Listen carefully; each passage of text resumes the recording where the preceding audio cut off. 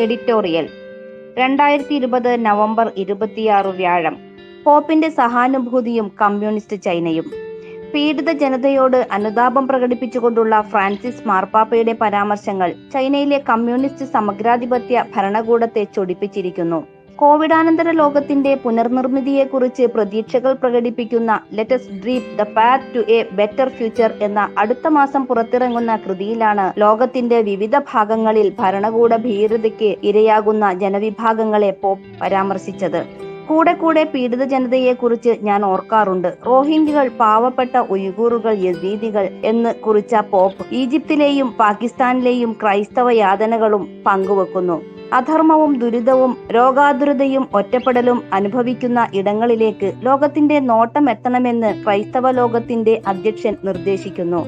പശ്ചിമ ചൈനയിലെ സിൻജിയാങ് പ്രവിശ്യയിൽ കമ്മ്യൂണിസ്റ്റ് ഭരണകൂടത്തിന്റെ വംശഹത്യക്കും വംശീയ പീഡനങ്ങൾക്കും ഇരയാകുന്ന തുർക്കി ഭാഷ സംസാരിക്കുന്ന ഉയ്ഗൂർ മുസ്ലിങ്ങൾക്കു വേണ്ടി ലോകത്തെ വിവിധ ഭരണകൂടങ്ങളും മത നേതാക്കളും ആക്ടിവിസ്റ്റ് ഗ്രൂപ്പുകളുമൊക്കെ ശബ്ദമുയർത്തിക്കൊണ്ടിരിക്കെയാണ് അവരോട് സഹാനുഭൂതി പ്രകടിപ്പിച്ച് പോപ്പിന്റെ അഭിപ്രായ പ്രകടനം.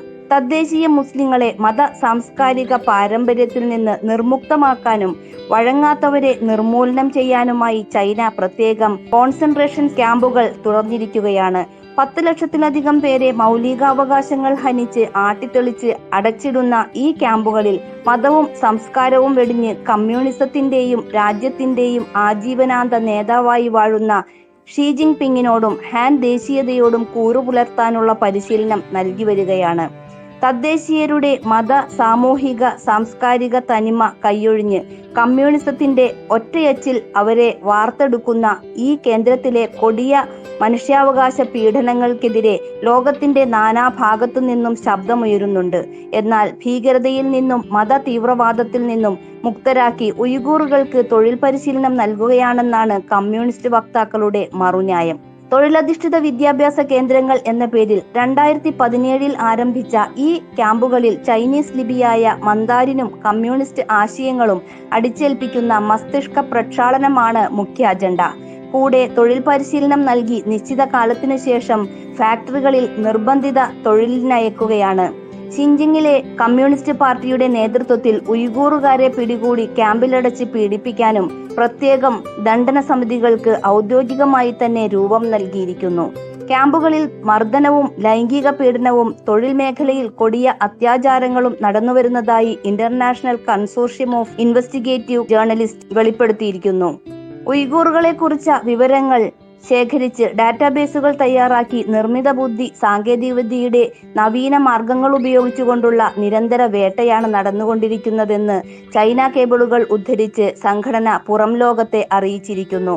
കഴിഞ്ഞ വർഷം ജൂലൈയിൽ ഐക്യരാഷ്ട്രസഭയുടെ മനുഷ്യാവകാശങ്ങൾക്കായുള്ള ഹൈ കമ്മീഷണർക്ക് നൽകിയ നിവേദനത്തിൽ 2 ഡസൻ വ്യവസായ രാജ്യങ്ങൾ ഈ കൂട്ടത്തടങ്കൽ പാളയങ്ങൾ അടച്ചുപൂട്ടാൻ നടപടി സ്വീകരിക്കണമെന്ന് ആവശ്യപ്പെട്ടിരുന്നു.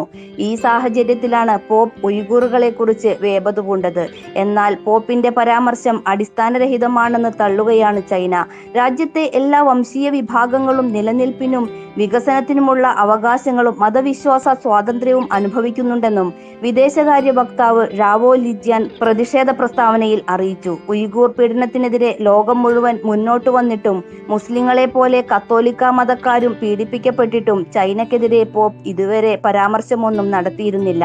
ചൈനയിൽ കമ്മ്യൂണിസം ആധിപത്യം നേടിയതിനു പുറകെ 1951 വത്തിക്കാനുമായുള്ള ബന്ധം വിച്ഛേദിക്കുകയും കത്തോലിക്ക പുരോഹിതർ വ്യാപകമായി അറസ്റ്റിലാവുകയും ചെയ്തിരുന്നു. 12 ദശലക്ഷം കത്തോലിക്കരുള്ള ചൈനയിൽ പിന്നീട് ബിഷപ്പ് നിയമനമടക്കമുള്ള ലോകകാര്യ നിയന്ത്രണം കൂടി സ്റ്റേറ്റ് ഏറ്റെടുത്തിരിക്കുകയായിരുന്നു. പോപ്പ് ഫ്രാൻസിസ് സ്ഥാനമേറ്റെടുത്തതിൽ പിന്നെ ചൈനയുമായുള്ള ബന്ധത്തിലെ മഞ്ഞുരുക്കത്തിന് ശ്രമിക്കുകയും 2018 സെപ്റ്റംബറിൽ ബെയ്ജിങ്ങും വത്തിക്കാനും തമ്മിൽ താൽക്കാലിക ധാരണയിലെത്തുകയും ചെയ്തു.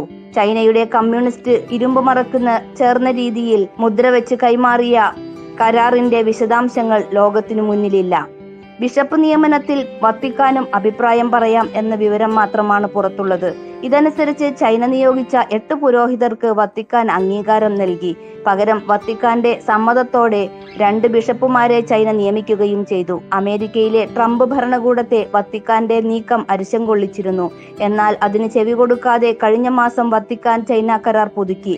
ഈ പുത്തൻ സൗഹൃദമൊന്നും സഹോദര ജനതയുടെ സങ്കടങ്ങളിൽ സഹാനുഭൂതി പ്രകടിപ്പിക്കുമ്പോൾ പോപ്പ് ഓർക്കാതിരുന്നതിലാണ് ചൈനക്ക് വിമ്മിട്ടം.